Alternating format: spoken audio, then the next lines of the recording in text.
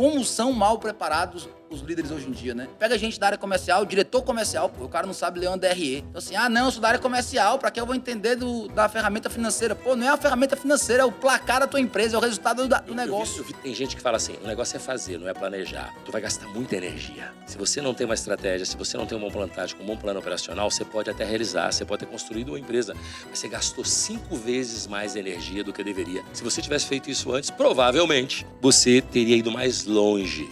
Direito ao sucesso. Amigo, ninguém tem direito ao sucesso, não. Levante a mão pro céu, agradeça pelo que você teve e quiser ter mais, é mais trabalho, é mais esforço. A linha de chegada, ela não existe. Mais energia. Mais energia, quebrar a cara de novo. Se eu tivesse recebido todo o dinheiro que já me ofereceram, desde quando eu saí do Grupo Silvio Santos para criar uma nova Jequiti, eu saí de lá, era assim, vem aqui fazer uma nova Jequiti para mim. Vem aqui, eu falava, não dá, o tempo é outro. As pessoas são outras e o mercado é outro. Sucesso do passado não garante sucesso presente, muito menos de futuro.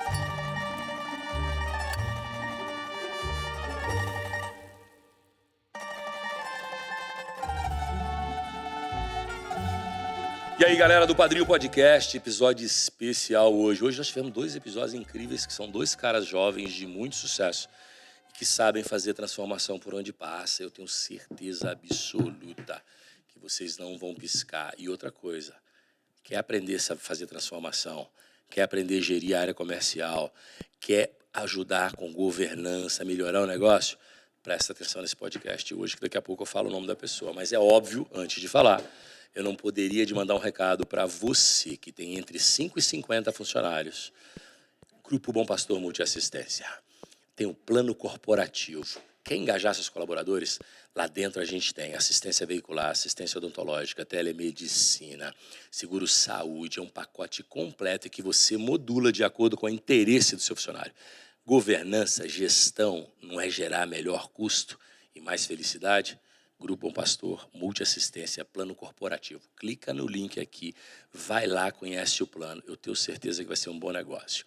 E para você também, que trabalha com e-commerce, vende infoproduto, principalmente trabalha na área de nutracêuticos, comércio, Page, uma plataforma meio de pagamento especializada para atender você de forma individual.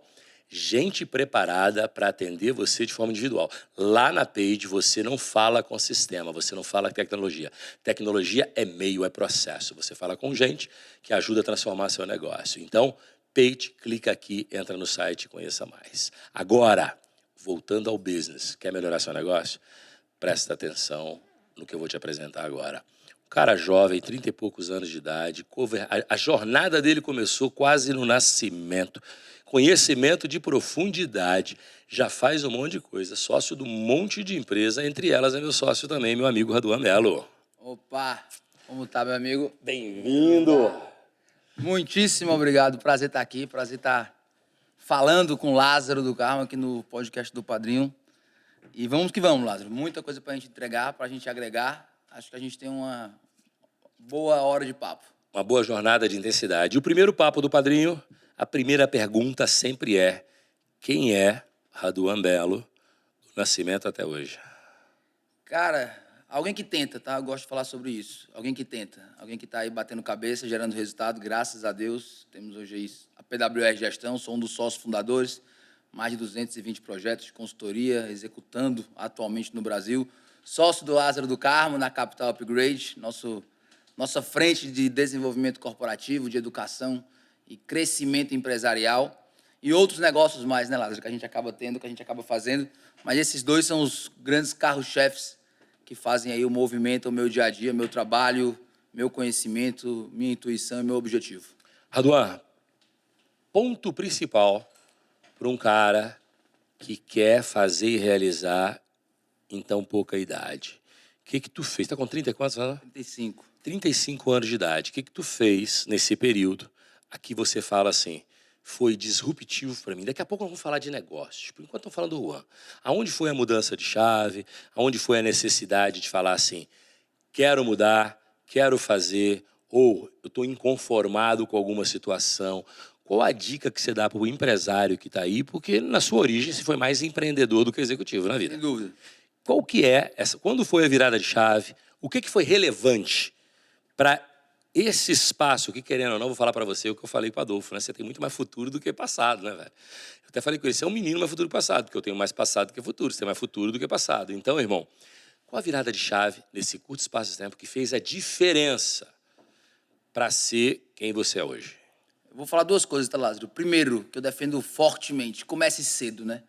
Vendo a história de grandes empresários, grandes gestores, grandes pessoas, é praticamente uma linguagem comum começar cedo, né? Assim, iniciar cedo, começar cedo. Comecei com 18 anos a trabalhar em supermercado. Então, colocar a cara a tapa, colocar o carro na rua, não ter vergonha, não ter preguiça e começar cedo. Ah, vou errar muito. Vai pra cacete, mas melhor errar cedo do que errar tarde, né?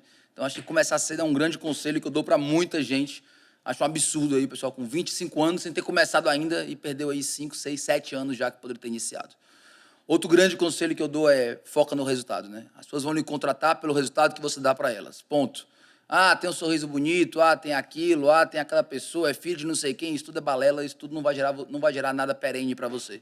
Então, o que é que você agrega para mim, né? Gosto muito do Lázaro, quero trabalhar com ele, mas o Lázaro vai me dar o quê? Qual o resultado que ele vai me dar? Quando a gente tem essa ótica de fazer as coisas pelo outro, né? Que até cristão, né? Estou fazendo pensando no que eu vou fazer para você, a coisa começa a virar, né? Então você começa a ter o olhar certo para construir grandes coisas.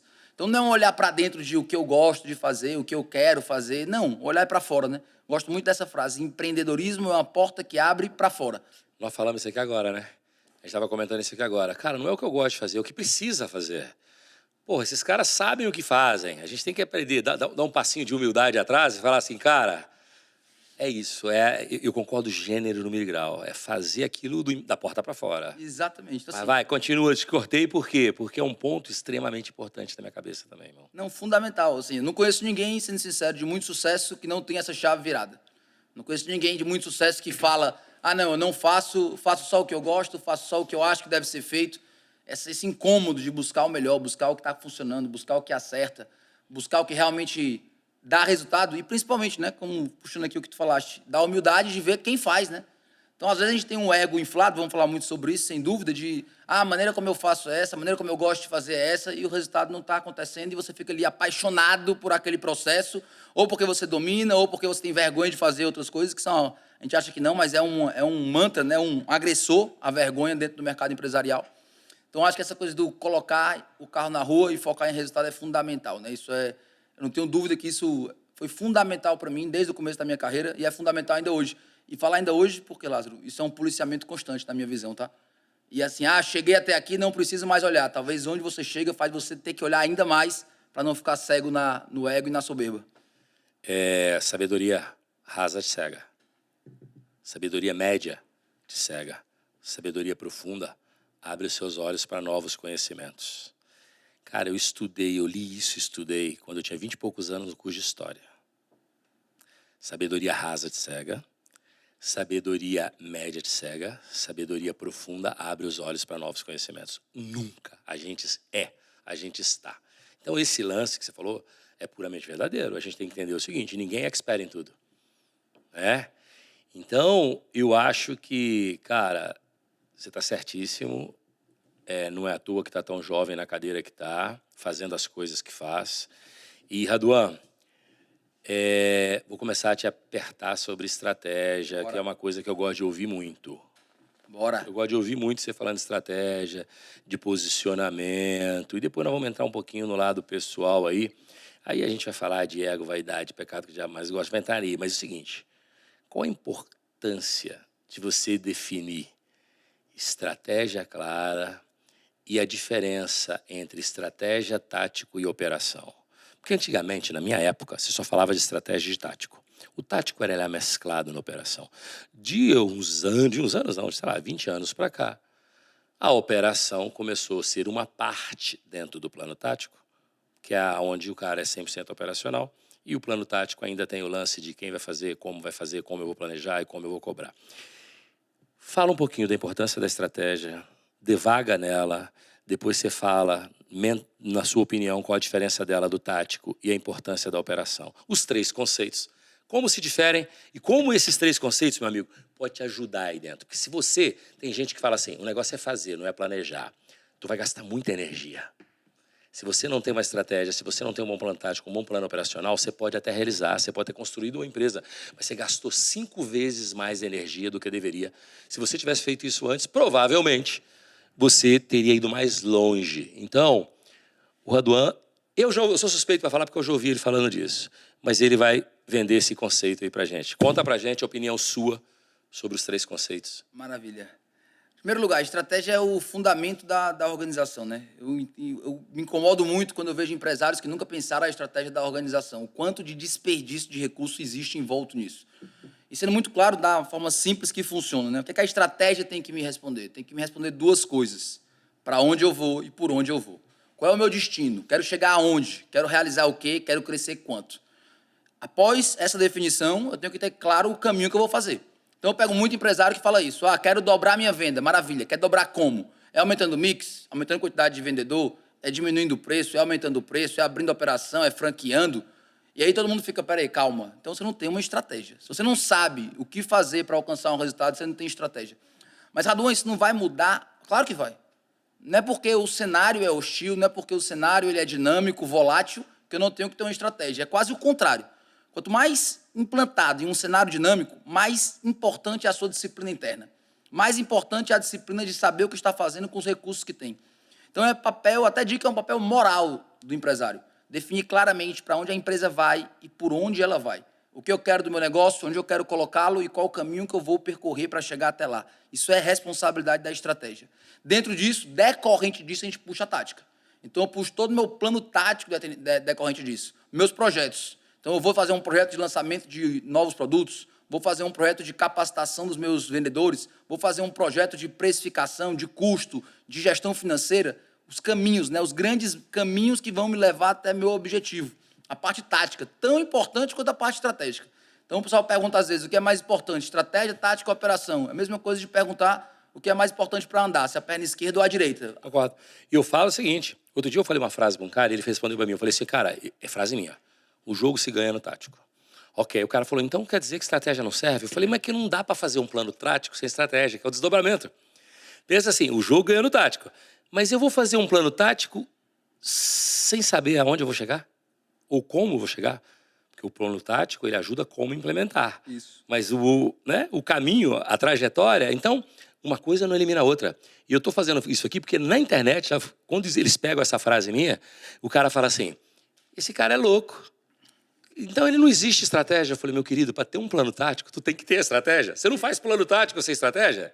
Então, explica isso para essa galera. Exatamente, sim. O plano tático vai me direcionar e me colocar e descrever minha execução, né? Então, dentro do plano tático, eu tenho toda a gestão empresarial, né? A gente pode resumir muito dessa forma.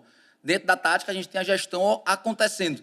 Então, quando a gente fala, por exemplo, eu preciso de uma estratégia para definir uma tática, porque eu só posso fazer gestão se eu tiver estratégia. Só de complementar, a cultura acontece no tático. Exatamente.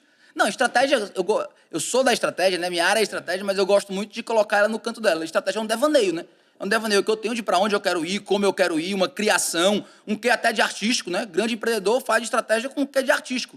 O dia a dia é o tático operacional, meu amigo. O dia a dia é o tático, é a mensuração, é o projeto acontecendo, é a coisa... Um não existe sem o outro. Não existe. Não tem como a gente fazer. Não existe você ser bom na tática sem ter uma estratégia consolidada e forte por trás. Não existe. Mas onde eu ganho o jogo é na tática. É a tática que faz a coisa acontecer. Eu gosto muito de fazer um parâmetro com guerras, porque afinal vem disso, né? O comportamento estratégico. A estratégia é quero dominar a Europa. A tática é que vai me dizer por onde eu vou, qual país eu entro, qual recurso eu vou colocar, vou mobilizar quem, vou fazer o quê. A execução é o soldado lá descendo e atirando.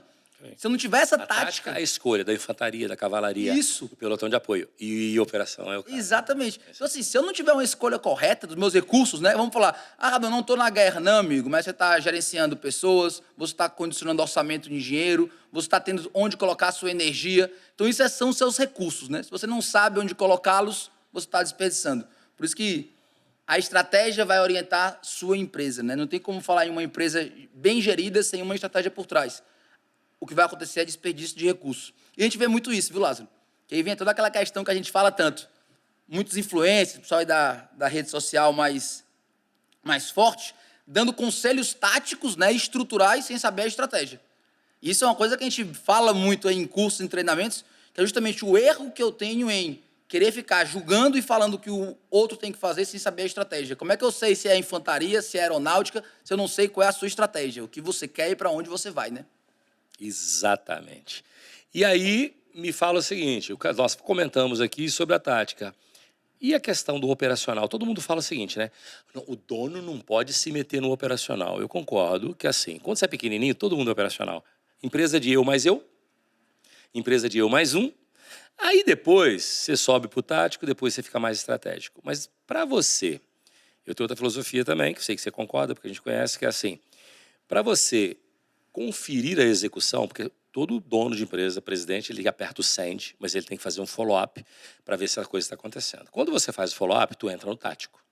Só que quanto maior a empresa, mais longe você tem que estar do quê? Operação. As pessoas confundem a operação com o tático.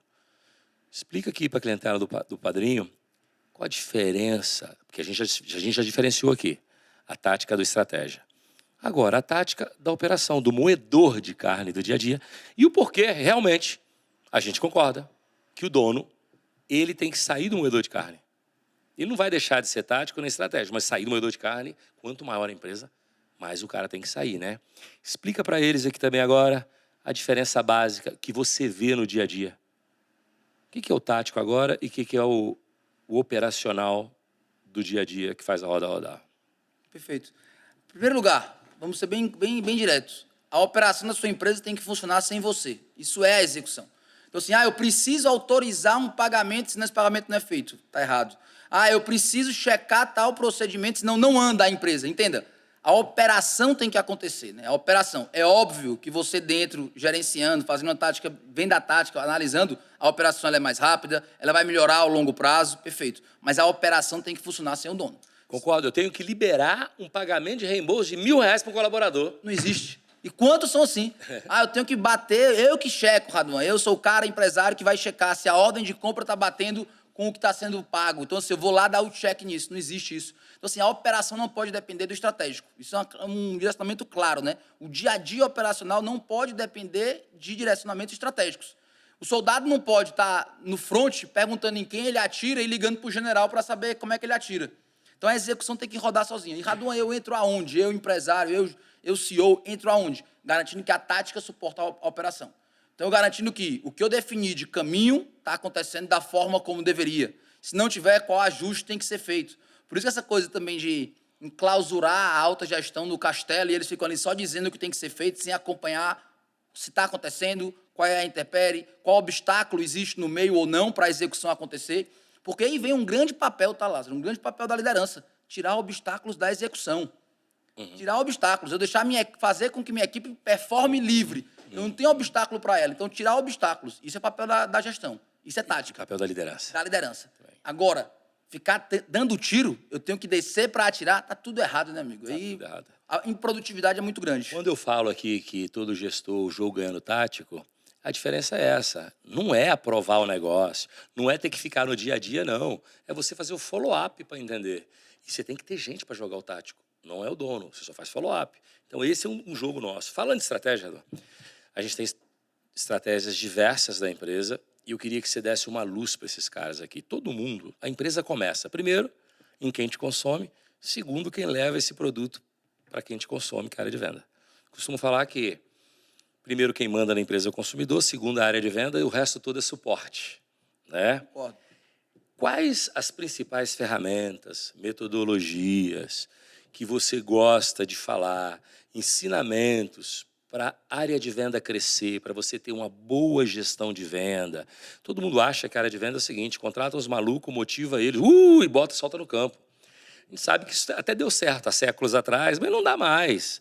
Então, quais as ferramentas, as metodologias, o que você recomenda para o cara ter uma boa estratégia de venda e rampar? Porque pensa, progresso, galera, tem que vir antes da ordem. E tudo isso tem que ter estratégia, tem que ter metodologia, tem que ter planejamento. Outra coisa aqui também, que se você recomenda planejamento e agenda para a área comercial, que é outra coisa que o vendedor tem pavor, né?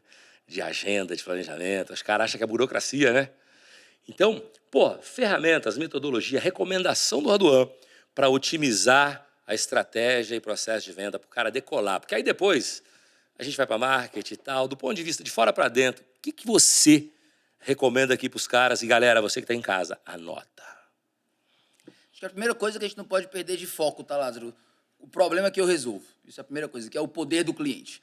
Então, a gente vê muito empresário, muita gestão comercial fissurada, né, apaixonada pelo produto, pelo serviço, e perde a perspectiva do problema que resolve, que é muito claro.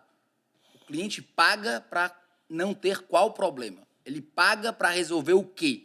Então, assim, se nós da Capital Upgrade, por exemplo, acharmos que somos uma empresa de treinamento, a gente está lascado. Nós somos uma empresa de desenvolvimento empresarial, de capacitação, de geração de resultado. Se a gente vai dar treinamento, se a gente vai fazer audiobook, se a gente vai fazer live, é como nós definimos. O foco, né, a obsessão, de ser obcecado no problema que eu resolvo. Então, a área comercial tem que ter esse viés muito claro, tá? Todo mundo está ali, a gestão comercial, olhando, eu estou resolvendo o problema do cliente, esse cliente está tendo o problema dele resolvido, o que nós fazemos dá resultado. Esse é o primeiro pensamento estratégico do comercial. Decorrente disso, a gente sai criando a estrutura. Disso eu saio criando todo como deve ser o meu comercial. E aí a gente cria estratégias para isso, né? Desde uma estratégia de excelência operacional, pensando em produtividade, pensando em eficiência, onde eu trago script de venda, onde eu trago gestão de custo, onde eu trago volume, onde eu preciso ter realmente uma máquina de vendas azeitada, vendas em um botão. Então, eu trago todo o mecanismo de venda mais rápido e eficiente, até uma venda mais qualificada, como uma liderança em produtos, que eu vendo algo com um status maior, com uma marca mais pesada, eu vendo uma Montblanc, eu vendo um produto diferenciado, e eu vou treinar minha equipe de vendas em apresentação do produto, vou ter uma experiência de compra diferente. Fala um pouquinho desse conceito. É super importante. Quando você fala de estratégia de venda, você tem que categorizar qual a sua estratégia. O Radan tem uns conceitos que ele fala sempre lá na imersão e tal, sobre as diferenças entre essas estratégias de acordo com a categorização da empresa, de acordo com o seu foco no produto. Aproveita que você está falando de estratégia comercial, passa bem rapidinho nisso, que eu tenho certeza que vai ajudar essa turma. Maravilha. Então, a gente tem a primeira, como eu falei, primeira experiência com a excelência operacional, que nada mais é do que eu tenho um produto pouco diferente, né? A solução que eu faço é uma solução que muda pouco comparado com o meu concorrente. É parecido o que eu faço, é parecido o que ele faz. Se essa é a minha estratégia, eu sou obrigado a uma série de fatores a cumprir. Desde uma gestão de custo muito bem feita, vou ter que ter um preço competitivo do meu produto, vou treinar minha equipe comercial em processos. Então, como é que eu treino uma equipe comercial na excelência operacional? Eu estou falando de quê, pessoal? Estou falando de McDonald's, falando de Zara, estou falando de Burger King, estou falando de posto de gasolina, quem trabalha com commodities, supermercado, todo esse pessoal que vende um produto pouco diferenciado. Então, eu treino minha equipe comercial em quê? Efetividade comercial, velocidade de venda, preço competitivo, agilidade. Eu preciso rodar muito, eu preciso ter giro, eu preciso ter volume e alta demanda. Então, eu trabalho com esses conceitos. Por isso que esses indicadores, né, os indicadores que dão a performance, ganham importância nesse tipo de negócio.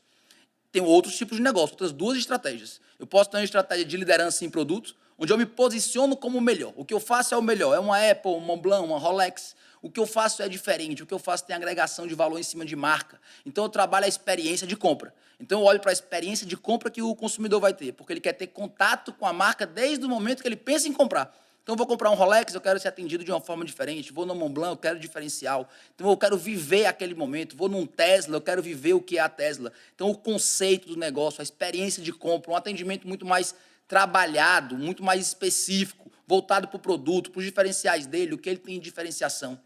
E eu tenho também a intimidade com o cliente, como se fosse um alfaiate. Então, no alfaiate, eu vou adequar o meu produto ao cliente. Não é que o produto é o melhor, ele é o ideal. Então, eu vou construir produtos para cada cliente. E aí, um atendimento muito mais personalizado, consultivo, acompanhando, garantindo que eu tenho a solução para você. Lázaro, se o empresário não entende esses diferenciais, você vai estar colocando coisas de excelência operacional em empresa de intimidade com o cliente. Eu costumo falar que é impossível você traçar um planejamento estratégico e tático sem conhecer essas diferenças. O que é intimidade com o cliente? O que é estratégia de produto? O que é a questão da excelência operacional? Se você tem um viés muito de preço e você querer ter o conceito de alfaiataria, de sofisticação e de relacionamento, eles podem ser completamente antagônicos. Você não vai... Excelência operacional, volume. Alfaiataria, exclusividade. Como é que essas duas coisas casam e dá lucro? Não casa. Não casa e não vai dar lucro nunca. E aí muita empresa perde recurso por isso, né? Eu já vi, teve cliente meu com hamburgueria premium, então era liderança de produtos, e ele falou, Radon, copiei, fiz um benchmark, copiei o melhor do mercado. Eu disse, copiaste quem? Ele, copiei McDonald's. Eu, eita, calma. Tu Copiou como? Cara, o McDonald's colocou aquele totem de atendimento. Eu demiti meus garçons, tinha só 10% dos garçons e coloquei agora um tablet na mesa. Cara, teu hambúrguer premium de avestruz. O que acontecia? Todo consumidor ia lá e chamar garçom. Porque eu quero entender o que é um hambúrguer de avestruz, eu quero entender quais são os diferenciais desse queijo. Porque não é a excelência operacional aqui, é a liderança em produto. Então eu tenho que explicar o que é o produto. Ele matou o resultado comercial dele porque ele copiou práticas de uma outra estratégia para dentro da estratégia dele. Então isso é linguagem comum, né? Isso é samba de enredo velho. Acontece toda hora, Lázaro. Rapaz, eu há pouco tempo atrás fui entrevistar um cara e o cara falou comigo, perguntei para quem você modela? Ele falou, modelo Elon Musk. Falei, você modela ou se inspira? Não, modelo Elon Musk. Falei, cara, tu vai lançar foguete? Não. Tu vai montar uma empresa de carro elétrico? Não. Então por que tu tá modelando Elon Musk? Você pode até se inspirar no cara, mas modelar é outro papo. Você entende o que é se inspirar, admirar e modelar? Você modela aquele que você quer ser, no médio prazo e no longo prazo. Você vai ser o Elon Musk no médio prazo e longo prazo? Não, provavelmente não. Eu falei, você não está perdendo energia? É uma analogia que eu faço com isso. Se você não entende os 3 conceitos, se você coloca a estratégia errada, tu modelou o cara errado. O seu hamburgueria gourmet e você modela McDonald's? Perdeu recurso, né? Perdeu a coisa mais preciosa que você tem, que é o seu recurso. Gastou tempo, dinheiro e energia de forma errada. E, vou fazer uma outra pergunta para você ajudar esses caras. Dentro de cada um desses conceitos que você está falando, quais os principais indicadores você deve monitorar primeiro para a gente vai ver o viés da estratégia comercial, para você monitorar a estratégia comercial? Quais os principais indicadores? Tem diferença de indicador para excelência operacional, para produto, para relacionamento, intimidade com o cliente? Dentro desses viés, quais os principais indicadores? E para você que está assistindo a gente aí, se você pegou o que é excelência operacional, você pegou o que é intimidade com o produto, você pegou o que é intimidade com o cliente, o que é o foco em produto, se você pegou isso, beleza. Se não, eu vou convidar o Raduan, nós vamos fazer um pod diferente. Eu vou fazer o diferente com o padrinho. O Raduan vai vir aqui e ele vai dar uma aula de 1 hora sobre esses 3 conceitos. Não vai ser podcast. Ele vai sentar aqui, ele vai abrir a televisão, ele vai fazer uma apresentação para vocês sobre os 3 conceitos e como isso pode ajudar o pequeno e médio empreendedor. Se vocês querem, coloca no direct aí, eu quero a aula sobre os 3 conceitos. Excelência operacional, intimidade com o cliente e produto. Beleza? Escreve aí, joguei você na fogueira, vai ter que vir dar aula 1 hora sem o padrinho. Ele vai sentar aqui, eu faço a abertura do padrinho, faço fechamento e ele vai ficar aqui dando aula para você em casa. 1 horinha, dá tempo? Dá para caminhar muito. Dá para caminhar muito. Então está comprometido. Me fala aí, conceitos. Quais são os indicadores para acompanhar uma boa estratégia comercial que gera resultado para essas áreas? Excelência operacional, tem que estar olhando volume, tem que estar olhando alta demanda. Não adianta vender bem e vender pouco, tem que vender muito. Ponto. Segunda questão da excelência operacional, eu tenho que ter muito cuidado com desconto, né? Empresas de excelência operacional têm a margem muito apertada, então, olho no desconto muito ferrenho, muito claro. Ciclo financeiro ganha importância, então cuidado com inadimplência, né? Muita empresa de excelência operacional, como o supermercado, por exemplo, tem lucro de 2%, 3%. Como é que essa empresa se viabiliza? No ciclo financeiro. Então, cuidado com inadimplência quem trabalha com excelência operacional. Liderança em produto, agregação de marca, né? Eu tenho que estar conseguindo praticar boas margens, tenho que ter margem muito alta, investimento altíssimo em inovação. Então, quanto eu tenho de orçamento para P&D, pesquisa e desenvolvimento? Quanto eu consigo fazer de novas patentes, novos produtos? Ciclo de lançamento, como é que eu estou lançando? Qual é o indicador que me traz sucesso de lançamentos, percentual de lançamentos bem-sucedidos? Equipe comercial, quanto eu consigo agregar em cima de cada cliente? Qual é a margem que eu tenho em cima de cada cliente? Eu não quero volume, eu quero potencializar o cliente. Então, eu vou no Hermès, eu vou comprar uma bolsa, tem um chaveirinho junto, tem tudo que a marca agrega junto, colocado dentro disso. Intimidade com o cliente. O quanto eu tenho um lifetime dentro desse cliente, o quanto eu consigo durar dentro desse cliente. Eu, como alfaiate, não vale a pena eu vender apenas um blazer para você. Eu tenho que ser o seu alfaiate. Então, todo ano eu vendo para você, eu atendo sua família. Então, eu tenho um relacionamento próximo com você que me faz gerar um vínculo ao longo do tempo. Dentro da intimidade do cliente, isso é fundamental, porque eu tenho que ser a melhor opção para o seu problema. Se eu sou a melhor opção para o seu problema, isso não é algo que é rápido e fácil de ser modificado, pelo contrário, tem perenidade e busca aí de longo prazo, relacionamentos de longo prazo. Então, tudo isso são características diferentes, o que trazem de resultados diferentes. Por isso que a questão do indicador, bem colocado, tá, Lázaro? Muita gente copia indicador. Por que esse indicador é um indicador estratégico? Ah, porque eu vi que João e Ciclano usa. Que erro ferrenho, tá? Tem um case que eu gosto muito de falar, de uma farmácia nos Estados Unidos. Uma farmácia nos Estados Unidos que tinha como proposta estratégica ser uma farmácia de muita comodidade, trazer comodidades para os clientes, e como indicador estratégico, lucro por loja. Isso pode parecer, no primeiro olhar, algo que não tem problema, mas tem todos os problemas. Se eu quero ser a farmácia com maior comodidade e eu estou gerenciando meu resultado por lucro por loja, eu tenho aqui um parâmetro dicotômico, né, paradoxal. Porque a gente sabe, no varejo, para eu aumentar o lucro por loja, o que é que eu faço? Diminuo o custo de ocupação.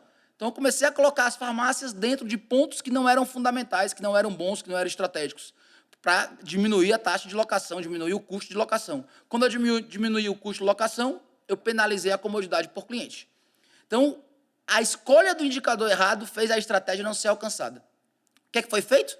Transformei de lucro por loja, eu transformei em lucro por cliente. Agora sim, buscando maximizar o lucro em cada cliente, buscando maximizar o lucro em cada nota, eu trouxe comodidade, porque eu queria tempo de loja, eu queria um bom atendimento, eu queria um mix de produto maior. Então, olha como a modificação singela, de lucro por loja para lucro por cliente, fez a estratégia acontecer.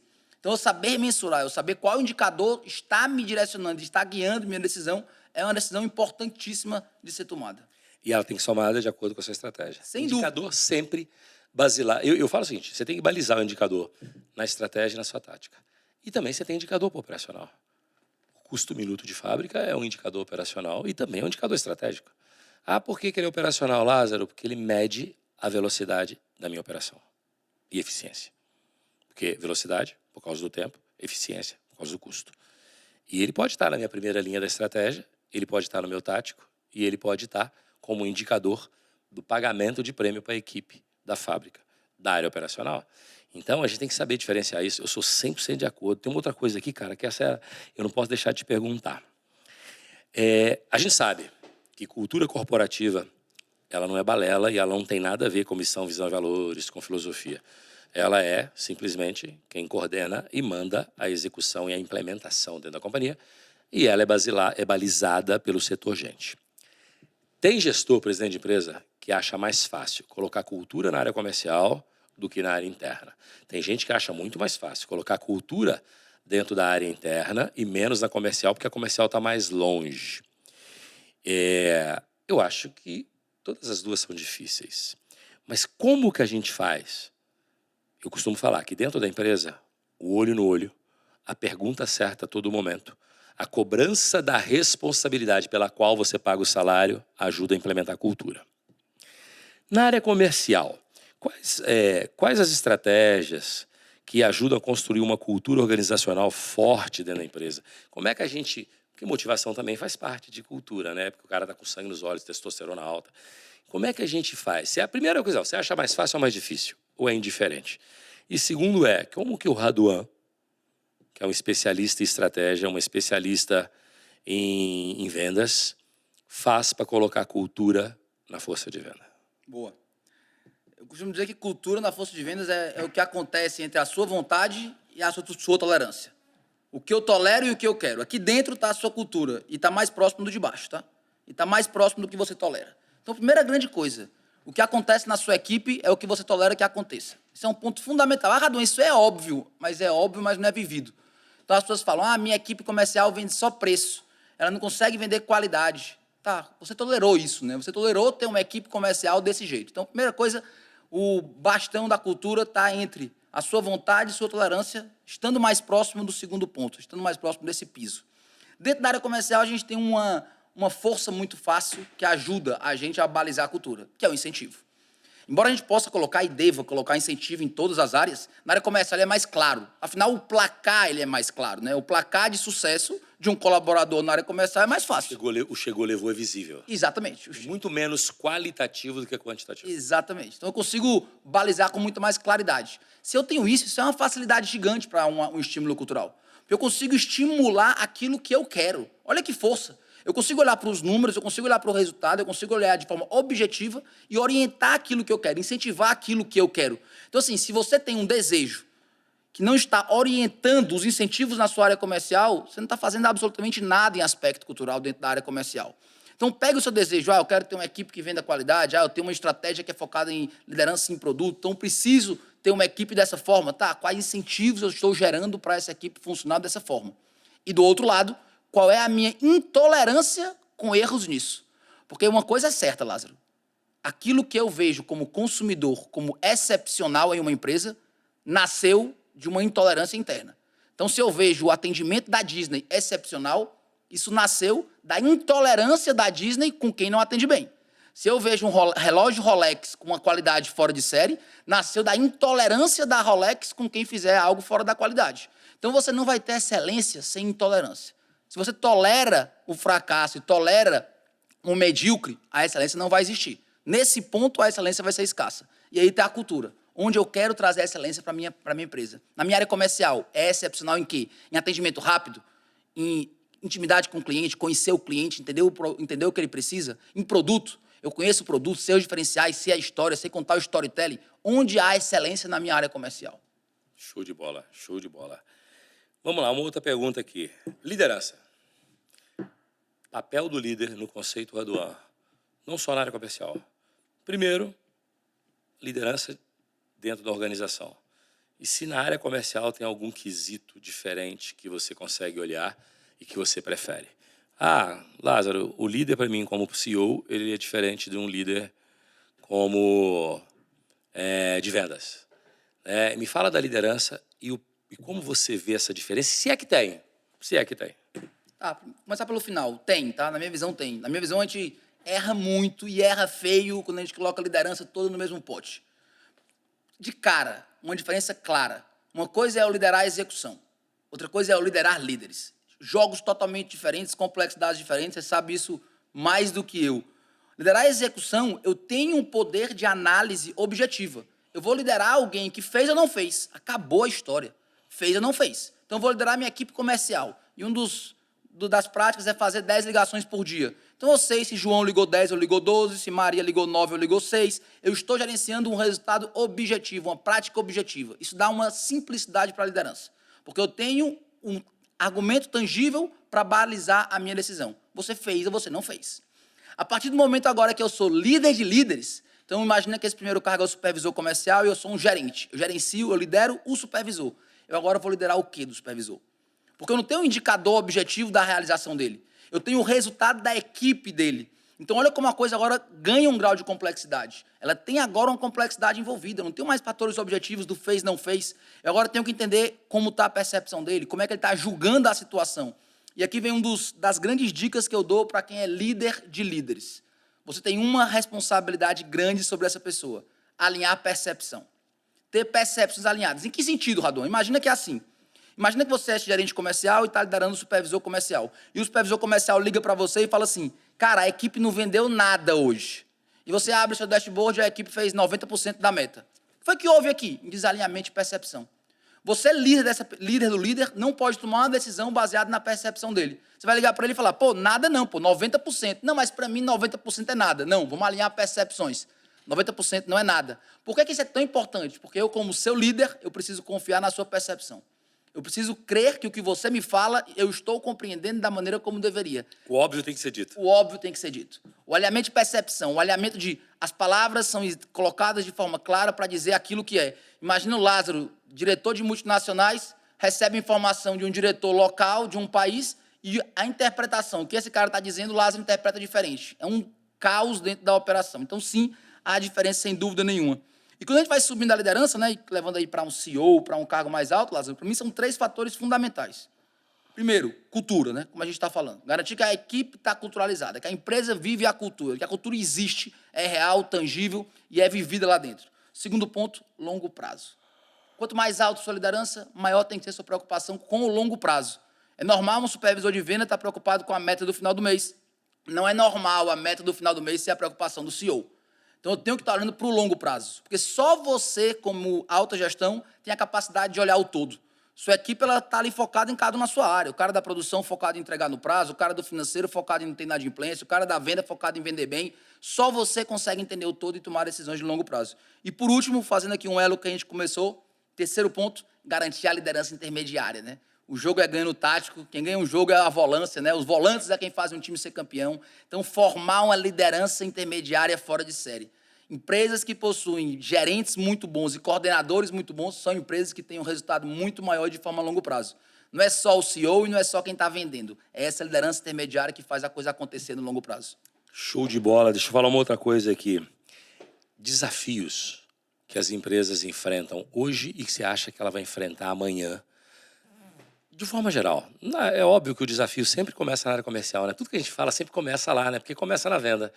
Desafiar o mercado retraiu. Aonde ele começa? Na colocação do produto, na recompra do produto, né? Aí depois ele vai para o financeiro, vai para a área de operações, porra, a logística não tem, está subcapacitada, não está sobrando gente para tu quanto é lado e tal. Mas primeiro começa aí. Desafio. Falando que, na sua opinião, ele pode entrar quesitos políticos, econômicos, o que você quiser. Desafios da liderança para os próximos 5 anos. Em primeiro lugar, Lázaro, sem dúvida, na minha visão, gente, né? A gente não tem como falar de desafio de liderança, seja na área comercial, especialmente, ou nas outras, sem falar de pessoas, né? Então, assim, qualificação, cultura das pessoas, como elas vêm para o trabalho, como as pessoas estão sendo colocadas no mercado de trabalho. Essa cultura hoje do mimimi, que a gente fala tanto do... Quero em 2 anos estar ganhando 10 mil, quero ser diretor antes dos 25, quero crescer sem ter competência para isso. Então, essa cultura hoje, né, global, e não é só Brasil não, né, a gente faz consultoria para empresas de fora, é global, essa coisa de as pessoas estarem focadas em ter um resultado muito além do que elas têm competência para gerir. Então, esse é um grande desafio da liderança atual, essa geração, né, as mais próximas que estão vindo, tem essa vertente, né, acostumadas em apertar um botão e a coisa acontecer, acostumadas em respostas rápidas, não sabem esperar, não sabem ter paciência, acham que vão chegar no ápice de forma muito rápida. Então, isso é um grande desafio da liderança hoje, sem dúvida nenhuma, essa parte de cultura, como estão chegando à mão de obra, né? Isso é um ponto. Outro ponto, Lázaro, que eu gosto muito de falar, conhecimento, né? A gente fala muito sobre isso. Então, assim, como são mal preparados os líderes hoje em dia, né? A gente pega gente da área comercial, diretor comercial, pô, o cara não sabe ler uma DRE. Então, assim, não, eu sou da área comercial, para que eu vou entender da ferramenta financeira? Pô, não é a ferramenta financeira, é o placar da tua empresa, é o resultado do negócio. Eu fiz essa pergunta para o Alfredo e vamos ver se a resposta foi igual. Um diretor financeiro, desculpa, um diretor comercial, um gerente comercial tem que entender de finanças? Com certeza. Não tenho dúvida. Eu não sou polêmico com isso, não. Supervisor comercial, o cara que toca o tambor para o vendedor. Não, beleza, eu quero que ele faça o vendedor vender. Agora, gerente, diretor, ou gerente que quer se tornar diretor, ou supervisor que quer se tornar gerente, cara, não tem como você não entender da área financeira. Não existe isso, tá? Não existe. Não existe a possibilidade de você performar bem na área comercial sem entender dos resultados financeiros. É um mundo que se abre, né? É a linguagem dos negócios. É como eu falo, é você estar num país sem falar a língua e achar que vai performar bem. Esquece. 100% de acordo. Eu costumo falar, como é que você vai vender bem se você não sabe calcular margem? Se você não sabe o que é um markup? Se você não sabe fazer uma projeção de desconto? Entendeu? Ou até trazer um prazo a valor presente. Meu prazo para vender é 12 meses. O cara fala assim, e para 3 meses, quanto você dá desconto? Você vai ter que olhar a tabela, cara? Você lascou. Tem que trazer a valor presente. Então, um bom diretor financeiro, um bom gerente comercial, ele tem que entender, sim, de finanças. E quando eu falo finanças, é um pouquinho aí de formação de preço, de trazer para valor presente, fazer valor futuro, saber de taxa de juros, entender o quanto uma bonificação impacta no resultado. Eu estou dando uma bonificação. Bonificação, ela impacta quanto desconto? Não, ela impacta menos, porque a percepção é no valor de venda, mas o impacto é no valor de custo. O cara tem que entender esse jogo, porque senão ele não consegue fazer uma boa gestão.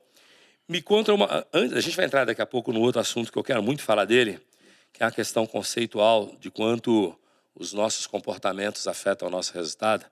Mas até lá, vamos começar primeiro o seguinte. Nesse tempo aí, nessa jornada aí, você falou que começou a trabalhar com 18, você tem 35, são 17. Né? Metade da vida, 17 anos. Lições aprendidas. O que as pessoas já fizeram de errado e de certo, que você falou? Porra, todo mundo que faz isso dá certo. Todo mundo que faz isso, 90% dá errado. Porque às vezes também eu conheço gente que faz tudo errado e dá certo, bicho. Não sei como. Tem uns malucos, umas coisas, você fala assim, isso aqui não é impossível, isso dá certo. E dá certo. Mas assim, tendenciosamente, historicamente, nesse período, toda vez que alguém toma essa decisão, a chance de errado é enorme. E isso aqui, quando as pessoas tomam esses cuidados, a certeza de dar certo é maior. Perfeito. Eu gosto muito desse começo, tá, Lázaro? Exemplos de pessoas que fizeram tudo errado e conseguiram alguma coisa, você vai ter. Então, a gente não pode falar da exceção. Isso não pode ser exemplo. Não, é. Isso não pode ser exemplo. Já peguei cara falando isso. Meu modelo de liderança é Steve Jobs. Eu, calma, né? Tu veio ver a liderança do cara, era o Steve Jobs. Não vai como teu modelo. E convenhamos, leia a biografia do Steve Jobs. Era um escroto. Cara. Isso. Como é que eu vou ser meu modelo de liderança? Mas ele foi um grande líder na empresa dele. Cara... Pois é. Eu garanto que 99,9% de quem faz aquilo dá errado. Então não vamos no 0,1, vamos no total. É a mesma coisa que você me perguntar, Radon, qual é o segredo da riqueza? Eu vou dizer, apostar na Mega Sena, porque eu conheço um cara que fez isso. Mas é quantos por cento que funciona? Então vamos falar do geral, né? É isso aí. E essa é uma grande pergunta. Eu vou falar, Lázaro, não do fracasso inicial, porque esse fracasso inicial a gente tem alguns... está mapeado. Vamos falar do fracasso maior, né? Da hecatombe. E eu vou dizer uma coisa que muitas vezes não se fala. Pessoas que acham que replicar o sucesso é fácil. Tenho uma empresa de serviço, vendo muito, cresci, expandi. Vou lançar agora uma de produto. Tenho uma empresa focada numa marca muito forte, vou agora popularizar com outra linha. Então, as pessoas acham que replicar o que elas fizeram, elas fazem isso sem esforço. Elas acham que tem uma varinha de condão de eu tenho o toque de Midas que eu faço que dá sucesso. E agora eu vou criar outro negócio totalmente diferente, com outra cadeia de produção, com outro persona, com outro cliente, com outro posicionamento, e vai funcionar, e vai dar certo. Meu amigo, é difícil isso dar certo. O que eu já vi de gente boa em serviço quebrar a cara porque entrou em produto. O que eu já vi de gente boa do varejo quebrar a cara porque entrou na indústria. O que eu já vi de gente da indústria quebrar a cara porque quis entrar no varejo. Radon, eu vou te reforçar o que você está dizendo. Pode ser a mesma coisa. Se o período e a época for diferente, as pessoas diferentes, vai dar errado. Vai dar errado. Pois é o seguinte, se eu tivesse recebido todo o dinheiro que já me ofereceram, desde quando eu saí do Grupo Silvio Santos, para criar uma nova Jequiti, eu saí de lá, era assim, vem aqui fazer uma nova Jequiti para mim. Vem aqui, eu falava, não dá, não dá. O tempo é outro, as pessoas são outras e o mercado é outro. Sucesso do passado não garante sucesso presente, muito menos de futuro. Essa replicação, eu tô contigo assim 100%. O cara que fala, eu concordo com uma coisa, quem faz dinheiro, faz sempre. Quem ganha, ganha uma vez só. E quem ganha dinheiro é menino e mendigo. Homem, faz. Só que tu tem que levar em consideração as variáveis. E as variáveis são muitas. Perfeito. Não dá para replicar. Não. Algo mais além da replicação, que é o mais comum, né? É o mais comum. É o mais comum. E isso, da replicação, a gente puxa várias coisas, né? Isso vem do ego, né? Falando aqui de uma palavra que a gente ia trabalhar logo. É. O ego de achar que eu sei fazer, né? E quem está aqui sabe fazer. E o sucesso é garantido. Não importa o que nós vamos fazer, nós temos um direito ao sucesso. Eu gosto muito de criticar essa frase, né? O direito ao sucesso. Amigo, ninguém tem direito ao sucesso, não. Levante a mão para o céu, agradeça pelo que você teve. E quiser ter mais, é mais trabalho, é mais esforço. A linha de chegada, ela não existe. Mais energia. Quebrar a cara de novo. Que tu falaste uma coisa até acima do que eu estou falando. Até quando o cenário muda, né? Até quando o cenário muda, como o Lázaro poderia falar, né? O Lázaro poderia falar agora, quer ter a nova Jequiti? Me contrate e eu lhe ensino. Amigo, o Brasil é outro, o mercado mudou completamente, o que aconteceu lá e foi fantástico. Para acontecer de novo, é outro parâmetro, é outra jornada, né? Vou dizer, a gente fez tudo aquilo no ano de 2008. E em 2015, quando eu saí, já não estava mais com o growth que estava em 2008. Estava falando 7 anos, você imagina agora em 2025. Esquece. Esquece, tem que ter humildade para falar o seguinte, não dá para replicar aquela época. E aí tu falaste agora a frase que é a palavra que eu vou responder a segunda parte da pergunta. O que faz os que dão certo? Humildade. Humildade, Lázaro tem contato com muitos empresários grandes, com alguns também, você tem uma característica comum à grandeza, a humildade, né? Como as pessoas são humildes, como você vê a humildade nas pessoas e como isso é, talvez, a grande vantagem competitiva dos grandes homens, né? Das grandes lideranças. Se cercam de pessoas melhores, sabem que não sabem, tomam riscos conscientes. Não estou dizendo que é não tomar risco, né? Empreendedor é um tomador de risco por excelência, mas sabe qual risco está tomando, sabe onde está entrando, sabe as possibilidades de erro, sabe onde ele é melhor e onde ele é pior. Essa coisa que se fala tanto, até de forma hoje pejorativa, do autoconhecimento, né? Que isso é uma grandeza gigante, né? Isso é uma coisa fora de série. Onde eu não sou bom, né? O que eu não sou bom, né? O que eu, Radon, não sou bom? Cara, se eu for fazer uma empresa, qual é a área que eu não posso gerir? Qual é a parte que eu não vou saber? Qual é a parte que eu não tenho excelência? Eu tenho que saber responder essas perguntas, né? Essas perguntas fazem parte de um caminho de sucesso a longo prazo. E, às vezes, o que você não é bom é difícil de você ficar livre dele. Eu vou dizer o seguinte, eu tenho um erro crasso, não é nem questão de ser bom ou ser ruim. Eu tenho um erro grave que toda hora eu tento falar assim, não, calma, eu tenho que explicar melhor isso, que eu não sei se o meu interlocutor tem a mesma capacidade de entendimento. É de achar que, independente de qualquer coisa, todas as pessoas que estão do outro lado da mesa têm a mesma capacidade de entendimento que a minha e eu não preciso de mais do que 3 palavras para explicar. Eu falo, eu quero que você faça isso. Só que não é eu quero que você faça isso. A maioria das vezes, a clareza com que você tem que transmitir a mensagem e a certeza do entendimento é mais importante. Eu não faço isso 90% das vezes. E aí eu vou discutir até gente, bicho, cara, meus sócios, um monte de gente, eu descubro que a gente com a capacidade intelectual fantástica, que a minha comunicação não foi clara. E eu faço, depois eu chego, porra, o nosso amigo, eu e Paulo Vitor, a gente se fala todo dia. Tem hora que eu chego perto dele, cara, eu te falei pra gente fazer isso. Você falou não. Eu falei. Falou não. Falei isso e isso. Aí, então, isso não quer dizer isso e isso. E ele estava certo. Aquela comunicação do tipo, eu sei o que eu quero, mas eu não transmiti claramente. Isso é um problema meu de autoconhecimento, porque eu erro a vida inteira com esse negócio. Tento corrigir, não consigo. Já falando em autoconhecimento, depois a gente vai voltar um pouco à parte técnica.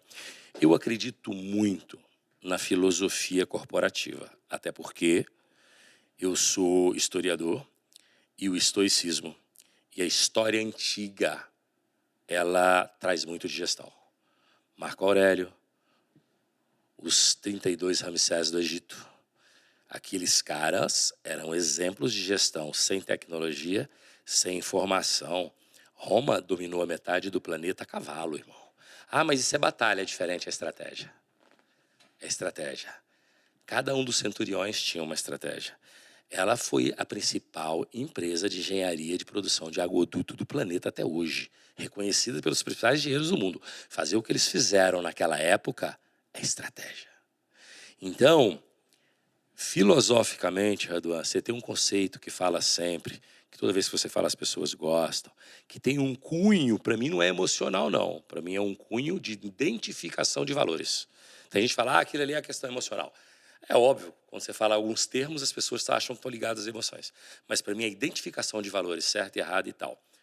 Manda pra gente o conceito aí, o que você acha da questão do ego no mundo corporativo, na vida pessoal, desse tipo de coisa. Cara, aí dá pra... Aí tem que fazer um podcast mesmo só pra isso, viu? Vai ter mais um aí mas, ó, a gente, cara, pior que o tempo, nós já estamos há 1 hora aqui já, mas a gente pode investir mais um tempo. Pode sim.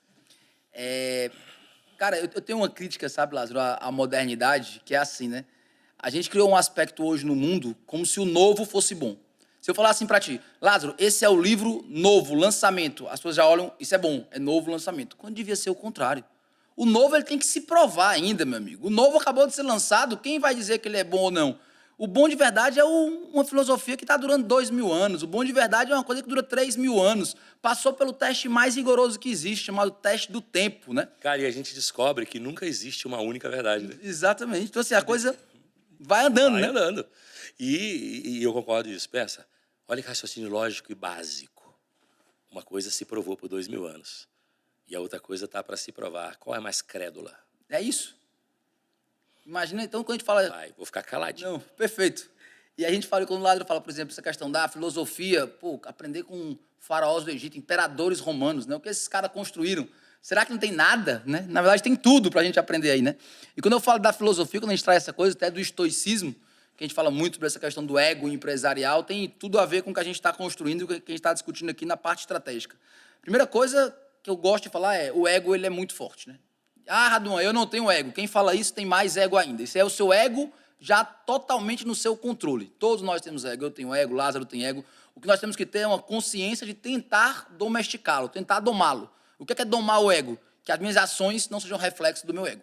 Eu não tenho ações que são somente baseadas no meu ego. E o que é que o ego traz para a gente? Traz algumas ilusões, né? Então, na primeira eu falei para vocês, essa questão de achar que vai ter uma linha de chegada. Nós somos muito iludidos pelo ego nessa questão. Empresário é iludido por essa questão. Ah, Raduan, me dediquei muito, construí essa empresa em 10 anos. Cara, agora eu quero parar e que ela rode no automático. Infelizmente, não vai funcionar. Se você parar de fazer o que faz, a empresa vai cair. O Lázaro construiu músculos porque fez treinamento. Se o Lázaro parar 1 ano, 2 anos de treinar, o músculo deixa de existir. 3 meses. 3 meses, né, Lázaro? A coisa já degringola. O que é isso, pessoal? Essa linha de chegada não existe. Não existe linha de chegada, não existe esse momento onde você pode ter o direito de parar de fazer e tem direito ao sucesso. Isso não existe. O segundo ponto, Lázaro, que eu gosto muito de trabalhar e falar, o atalho. Como nós gostamos de um atalho, como a gente gosta disso. Filosofia política. Exatamente. Como a gente quer ter Jeitinho. o jeitinho, como a gente quer saber o caminho mais curto. É o Lázaro falar assim, pessoal, vou dar um curso de 15 módulos sobre gestão executiva e estratégica. Aí vai ter alguém falando, tá, dos 15, quais são os 2 mais importantes? Leia 10 livros, quais são os 2 ou 3 que resolvem? A gente sempre está procurando mapear e querer o hack, o atalho, a maneira mais fácil, a maneira mais rápida. Entenda, não é que a produtividade é ruim, não, tá? Você tem que buscar isso. Mas não é buscar o atalho, é buscar fazer o que deve ser feito da maneira melhor. O atalho sabota o caminho do crescimento empresarial. Quantos empresários olham e veem, eu não tenho uma gestão financeira, não tenho uma DRE, eu não tenho uma gestão de resultado. Ah, mas qual o caminho mais rápido para isso? Não, amigo, vai ter que definir regime de conta, vai ter que fazer conciliação bancária. Só tem um caminho, que é o caminho definido, né? O processo. Então, como é que eu chego nos músculos do Lázaro? Como é que a pessoa chega a ter o BF que o Lázaro tem? Qual é o atalho para isso? O atalho é só um, amigo. Todos os dias, ir ali na academia durante 10 anos que a coisa acontece, né, Lázaro? Então, isso é outra coisa que o ego traz. E, para finalizar, vaidade e arrogância, né, amigo? Nós somos vaidosos, né? E como a gente cria ilusão baseada na nossa vaidade. E a gente vai ficando frágil baseado na vaidade. E a vaidade vem de tudo que a gente falou aqui até agora. Achar que replica o sucesso muito fácil. Achar que as coisas acontecem de forma automática. Eu achar que porque eu tenho esse direito, né? Por quê? Porque eu sou o Raduan, então eu tenho que ser mais vangloriado, ser mais aplaudido, ser mais elogiado. Então, assim, você, empresário, não tem muito direito a ouvir o ego, porque pessoas estão dependendo de você, né? A vida de pessoas estão ali linkadas ao seu negócio, linkadas ao seu dia a dia. Então, eu sugiro fortemente, cuidado com o seu ego, né? Que isso derruba. E no estoicismo tem uma passagem muito boa, Lázaro, que o Marco Aurélio, quando ele ganhava as batalhas, ganhava as guerras, que ele ganhou muitas, né? E teve um grande sucesso aí na parte bélica, os generais dele, quando voltavam para Roma, e tinha aquela festa, recebendo os vitoriosos, recebendo tudo isso, tinha um escravo que ficava do lado de cada general, falando apenas uma coisa: você vai morrer, isso é passageiro. Deixando claro que aquele sucesso, aquela coisa, isso é passageiro, isso vai passar, você é um mortal igual a todo mundo, não polua sua mente com isso, coloque seu pé no chão, isso é bom, é justo, meritocrático, meritocrático. Mas isso é um resultado que aconteceu, isso não tem nenhuma garantia do resultado futuro. Então, o pé no chão e trabalho que é o caminho, né? 100% de acordo, meu irmão. E eu tenho um negócio comigo, o seguinte, não existe mais, nada mais vaidoso quando você começa uma frase falando assim, modéstia à parte. Acabou. Modéstia à parte, você já sabe que vem o toquinho de vaidade. E pode ser meu filho de 10 anos, pode ser eu, pode ser você, todos nós somos vaidosos. O que muda é o grau e o porquê. Que às vezes você é vaidoso por uma coisa, outros são vaidosos por outras coisas, e a intensidade, ela muda, né? E a gente está quase chegando no final aqui, mas eu tenho mais 4 perguntinhas para você, mas vou te lembrar, só vou reforçar uma coisa aqui. Você me recorda se é Marco Aurélio ou Júlio César? Eu acho que é Júlio César, que tem um episódio dele que mostra o seguinte: ele tinha vencido já 6 batalhas e o exército dele já tinha caído para 1000 homens. E por um acaso, ele voltando para casa da missão, ele encontra com um exército bretão lá, acho que é Júlio César, a época dos bretões era Júlio César. Encontra com o exército bretão e os caras falaram, cara, tem 5.000 homens na frente. Nós estamos 1.000, nós vamos morrer. Não temos como fugir, não temos como fazer nada. E aí ele falou para os generais deles, eram 4 generais, ó, vamos dormir. Que horas que ele chega? Amanhã por volta do meio-dia. Então, nós vamos dormir, amanhã cedo cada um de vocês apresenta um plano. E ele já estava na cabeça a estratégia. Um chegou no outro dia de manhã, antes do dia amanhecer, estava lá, olha, nós vamos para o pântano. 1.000 contra 5.000 no pântano é mais fácil. E se eles atolarem, é mais fácil a fuga. O outro não, nós vamos para o alto da montanha, efeito, processo mecânico, peso, lança, escudo versus quem está subindo, quem está descendo. O outro vira e fala, nós vamos para o descampado, vamos bater em grupo. Se o confronto for muito pesado, mais chance de dispersar e salvamos alguns. E aí, Júlio César vira e fala assim, eu tenho uma estratégia diferente. O mar está ali, vamos todos ficarem de costa para o mar. O cara, aqui nós vamos morrer. Não, nós vamos lutar pela nossa história, pelas nossas famílias. Nós vamos chegar para esses 1.000 homens, um a um, e dizer que hoje é a última chance da gente ver as nossas famílias novamente ou não. E se a gente morrer, uma morte honrada, gloriosa. Sabe o que é isso? Pressão. O que aconteceu? Vencer a batalha. Se ele tivesse ido para um pântano, se ele tivesse tido chance de fugir, o plano B mataria a guerra, fazia ele perder a guerra. Não ter o plano B fez ele vencer a guerra. Então, esse negócio, cara, do escravo do lado, você vai morrer, você é passageiro, você vai morrer, passageiro, é do tipo de costa para o mar. E ele foi caminhando entre cada um, falando, hoje estamos tendo a oportunidade de lutar pela nossa glória, a maior de nossas batalhas, a glorificação de nossa existência e a última chance da gente ver as nossas famílias. E olha a força da liderança, né? Como eu consigo trazer uma percepção e uma leitura sobre o caos, né? É isso aí. Poderia ser o pânico total, o fim, acabou. Não, olha como ele faz a leitura de a chance que nós temos, né? Todas as estratégias tinham um plano de fuga. A dele não tinha plano de fuga. É Júlio César, né? É, Júlio César. O plano B é fazer o A dar certo, né? Então é do caralho esse negócio. Por isso que eu acho que o estoicismo, a filosofia e a gestão, até porque gestão é lidar com gente. E a gente tem 2.000 anos, 3.000 anos, 5.000 anos de aprendizado sobre gente. Então, quem olha, a gente tem com tá certo, o retrovisor é pequeno, o para-brisa é longo, isso filosoficamente também é legal, mas quem olha para trás entende mais de gente do que quem olha para frente. Total. E é aquela coisa, sem dúvida, você dirige o carro olhando para frente, mas eu tenho que saber o que aconteceu comigo, eu tenho que aprender, né? Eu tenho que ter conhecimento, eu tenho que olhar para o passado. Essa coisa de eu não olho para o passado, está perdendo a melhor chance de aprender, a melhor chance de se desenvolver. E conhecimento, amigo, a gente fala muito isso, né? O problema que você vive, eu garanto, alguém já viveu, e alguém já resolveu, e alguém já soube resolver esse seu problema. Então não perca a chance de modelar corretamente e aprender. Então vamos lá. Raduan, bate-bola nosso aqui. Qual o maior erro que você já cometeu e qual o maior arrependimento que você fala, pô, deixei de fazer, não fiz, algum erro, alguma coisa nesse sentido? Cara, acho que arrependimento, né? Assim, não deixa de ser um erro também, né? Não ter vindo para São Paulo antes, né? Eu moro em São Paulo há 2 anos e meio, vinha toda semana, ficava vindo e vindo, o Lázaro lembra dessa confusão toda.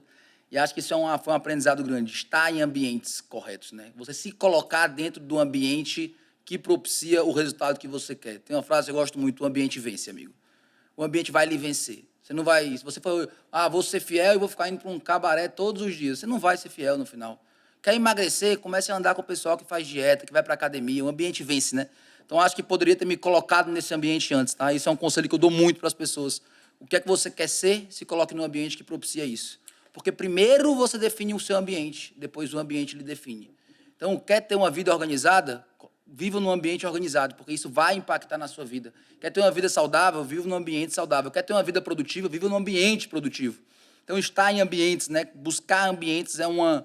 Acho que poderia ter feito isso antes. Não que não fizesse antes, mas é um aprendizado que eu gostaria de ter tido antes. Sabe o que me faz crescer? Por algumas vezes me sentir pequeno. Isso me faz crescer. Fala de Malibu, que você me fala. Exatamente, cara. Por exemplo, uma coisa é você ser o máximo lá em Carmópolis de Minas, na cidade de 17 mil habitantes. Provavelmente eu sou o mais rico da cidade. Aí, outra coisa é você assistir o máximo em São Paulo. E outra coisa ainda, há um tempo atrás, né, eu era presidente da América do Sul da Jafra, e o escritório da Jafra, do meu amigo Mauro Schneimer, que pertencia a Gillette, depois da Volverk, era em Westlake, pertinho de Malibu e de Santa Mônica. Teve um dia que eu saí de lá com o motorista, falei, porra, me dá uma volta comigo em Malibu. Aí a gente foi dar uma volta. Cara, eu nunca me senti tão pobre. Lá é diferente, né? Você olha para aquelas casas, velho, você olha para aquilo, você pergunta assim, quem mora aqui, como vive, de que se alimenta, que coisa é essa? Essa sensação de, para aquela pessoa que já acha o máximo, que o ego está grande, quando você chega em questões estruturais, monetárias mesmo, enormes. Cara, Egito, você chegar perto da pirâmide e olhar para aquilo e falar assim, como que esse filho de uma mãe fez isso há 5.000 anos? Eu sou um zero à esquerda. Entendeu? A mesma coisa em Malibu. Então, essa sensação de sentir pequeno faz a gente crescer. Fala, se alguém pode, eu com uma boa cadência, com uma boa dose de persistência e com um bom toque de inteligência, eu posso chegar lá. Talvez não desse tamanho, mas melhor do que eu estou hoje. E isso independe da idade, de tudo. Então, esse negócio de você sair de Fortaleza e vir para cá, pensa, a competitividade te faz crescer. A gente olhar as oportunidades e até mesmo as pessoas que fizeram mais que a gente, faz a gente crescer. Eu sou 100% fã disso, cara. Eu acho que coloque perto de você, tudo é referência. Tudo na vida é referência. Ter dinheiro é referência. Ter sucesso é referência. Ter uma família boa é referência. Tudo é referência. Entendeu? Então, você ter referências maiores, melhores, te faz crescer. Sem dúvida, sem dúvida. E muita gente se limita por isso, né? Então, assim, chega num ponto, parou, estagnou, e porque, como a gente fala, né, o rei da merda, é o rei daquela situação que, quando você vai olhar, não tem nada demais. Então, assim, escolha ambientes que lhe desafiam, né, que trazem a mais, que colocam você em movimento. Falou uma coisa que eu lembro. O Renato Vilarinho, ele tem uma filosofia do rei da merda que não dá para contar aqui, que ela é longa, mas aquela é muito verdadeira. Você é o melhor, mas melhor comparado a quê? Comparado a merda? Um cocô sobre outro cocô são 2 cocôs. Nada mais isso. O ego faz com quem um cocô sobre outro cocô se ache o rei da merda. Exatamente. Mas não é, são 2 cocôs. Então, vamos lá. Isso vem muito até essa coisa, né, Lázaro? Só pra gente... As pessoas são muito viciadas em vencer. Isso é um problema. Porque tem uma maneira que eu saboto isso. É eu entrar em competições fáceis. Muita gente se vicia na vitória, na sensação de vencer. Quando você vai ver as competições que ela teve, são competições fáceis, é isso. Eu gosto de ser o cara mais rico do meu bairro. Você vai ver o bairro que ele mora, ser mais rico não é tanta coisa. Eu gosto de ser o cara mais próximo da minha família, mas a família do cara não tem nenhuma prosperidade. Então, cuidado com esse vício na vitória, o vício de que eu consegui, que às vezes o que você conseguiu é relativo demais e pouco demais comparado com o verdadeiro sucesso. Irmão, você mandou essa pra mim. Eu nasci no bairro Nossa Senhora da Glória, em Belo Horizonte, e eu fui um cara que fiz arte marcial desde cedo. E eu, com 18, 19, 20 anos, eu era o rei da porrada, velho. Ninguém me batia. Eu era o máximo aonde eu tava. Só que, meu amigo, lá não era o celeiro dos bons. O Minotouro teve aqui um dia, nós tivemos essa discussão. O Minotouro falou, cara, eu lá na Bahia, eu também era o máximo. A Bahia não era o local. Quando eu fui pro Rio de Janeiro, aí o bicho começou a melhorar. E quando eu fui pro Japão, aí sim eu fiquei bom. Peraí, o melhor em Vitória da Conquista, onde ele morava, era uma coisa. Era mais fácil, vai. No Rio de Janeiro já era bem mais difícil. E no Japão, então? E o cara, uma vez eu estava em 2008, eu lembro disso, estava passando a Réveillon em Nova York, na Times Square, e eu estava sentado na janela do Marriott, no hotel, no Réveillon, refletindo sobre a minha vida. Falando, caraca, eu aqui, hein, bicho, como é que eu tô passando Réveillon aqui no Marriott e tal. Quando eu olhei para a tela, estava o Minotouro lá. Eu falei, rapaz, se eu tô achando... E aqueles camaradas ali que estavam no telão da Times Square inteira? Entendeu? Irmãos Nogueira. E eles lá, um era campeão de peso pesado, o outro era campeão de meio pesado do Pride. E o UFC acho que estava comprando o Pride. Alguma coisa assim. Aí eu fiquei imaginando. E ele falou, cara, sabe por que eu fui pro Pride, pro Japão? Porque eu migrei. Você saiu de Fortaleza, foi para São Paulo. Ele saiu de Vitória da Conquista, foi pro Rio, do Rio pro Japão. Aí do Japão para os Estados Unidos. Então, a migração fez o cara crescer. Então, às vezes, o seu crescimento está em você migrar, mudar de vida. Né? Qual a qualidade e a característica importante e principal que você acha de um bom líder e de um bom ser humano? Eu acho que a liderança tem tudo a ver, Lázaro, com credibilidade, né? A gente tem que ser a pessoa que busca fazer o que fala, que busca entregar o que promete. Não estou dizendo que a gente vai ser infalível, que nós não somos, nenhum de nós vai ser, mas a credibilidade passa pela condição fundamental da liderança. Muito se fala de liderança, tem que ser eloquente, tem que ser visionário, tem que ser boa oratória. Tudo isso é supérfluo perante o que é a credibilidade. Você tem grandes líderes que eram péssimos oradores, tem líder magro, tem líder gordo, tem líder negro, branco, azul, nordestino, sulista. Você vai ter grandes líderes na humanidade de todos os tipos. Você não vai ter um grande líder sem credibilidade. As pessoas que estão ali lhe ouvindo, lhe seguindo, sendo lideradas por você, elas têm que acreditar que você está tomando decisões baseado em algo. Que isso existe. A credibilidade sua está colocada em jogo. De Martin Luther King, por Churchill e por Hitler, todos eles tinham perfis totalmente diferentes, oratórias diferentes, físicos diferentes, idiomas diferentes, né? Assim, nacionalidades diferentes, né? Causas diferentes. Agora, o que é que eu tinha ali embaixo? Esse cara está tomando decisão baseado nesses valores, baseado nisso. Não é no que é o melhor para ele, não é o caminho mais curto, não é o atalho. Se eu comungo desses valores, eu sigo essa pessoa, né? Se você pensar, Luther King foi escolhido para defender o movimento negro pela sua liderança dentro de uma categoria. Se você pegar Churchill, era um cara que chegou a ser execrado e no momento mais difícil da Inglaterra, quem foi o cara para a Primeira Guerra Mundial, foi escolhido para encarar o período mais difícil. Ele foi escolhido por quê? Pela credibilidade que ele tinha. Construído para fazer, para guiar o país na Segunda Guerra Mundial. E isso é o quê? Credibilidade, né? Então, assim, ele segurou o país na oratória, né? Não. Tinha um rádio, segurou a Inglaterra 1 ano e meio, sozinho contra a Alemanha, antes dos Estados Unidos entrar, e a França tinha caído já. E a primeira prova de valor dele foi na Primeira Guerra. Sim, ele lutou a Primeira Guerra Mundial. E na Segunda Guerra é consagrado. Exatamente. Credibilidade é E tudo. que louco, né, gente? Um fumante, um bebedor e que viveu até os 94 anos de idade. E quando perguntou pra ele, né, qual é o segredo da longevidade, ele respondeu, esportes. Nunca os pratiquei. É, por aí. Mais ou menos Pra isso. você ver como tem exemplos que a gente não pode se basear, né? A pessoa não pode olhar pra isso e falar. Delfineto, não é porra. isso? Delfineto falava que o coração tinha 1000 batidas. Se você fizesse esporte, você ia morrer cedo. E pior que ele morreu tarde. Morreu tarde. Velho, obeso e morreu tarde. As exceções. É isso. Que a gente falou mais cedo. Exato. Tem todo lado da vida. Todo lado da vida. É foda, mas é isso aí. Então vamos lá. Ou livro, ou recurso, ou qualquer coisa que impactou sua jornada, ou um exemplo, alguma coisa que impactou sua jornada. Tá, vou falar mais um aprendizado também, tá, Lázaro? Acho assim, até o tema aqui, né, o nome do podcast, né, padrinho, né? Eu acho que você ter padrinhos ajuda muito, né? Você aceitar ser apadrinhado. Então, assim, quando eu digo padrinhos, óbvio, né, não estou falando da questão pessoal, estou falando da questão profissional mesmo, assim. Você olhar para cima e ver pessoas que você se quer modelar, baseia, aceita ser liderado. Então, assim, quando no seu livro você cita pessoas que foram fundamentais, que pelo discorrer da história você não teria chegado aonde é se não tivesse esbarrado nelas muitas vezes na vida. Não foi intencional nenhuma delas, mas se não tivesse esbarrado, se eu não tivesse esbarrado no Hélio Anastácio, no Mauro Garcia, no Silvio, não seria isso. E aí vem uma pergunta que eu faço muito, né, para quem está na jornada. Quem é o seu padrinho, né? Quem está me apadrinhando? Quem é a pessoa que eu uso, que eu modelo, que me mentora, que está próxima de mim, que me dá direcionamentos? E se não é ninguém, tenha um, crie um. Isso economiza um esforço na jornada gigantesco. Se não tem jornada de sucesso, se não tiver um padrinho, pessoas lhe orientando. Então, acho que isso é um aprendizado que vale a pena, tá, Lázaro? Vale a pena vocês se preocuparem com isso e buscarem ter essa pessoa, tá? Outra coisa, para finalizar, chegando ao final de mais um Padrinho Podcast, já passamos de 1 hora, mas é sinal que tá bom, né? Quando você tem oratória, quando você tem argumento, quando você tem conteúdo, o tempo voa e a gente nem sente.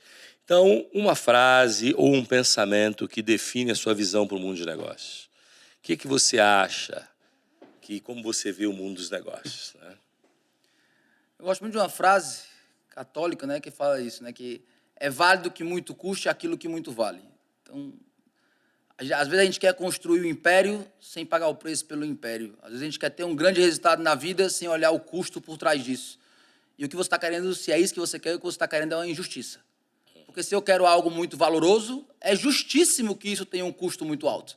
Então, você quer construir uma grande empresa próspera, que passe por gerações com valor real, com agregação de valor real para as pessoas, é justo que isso muito custe, né?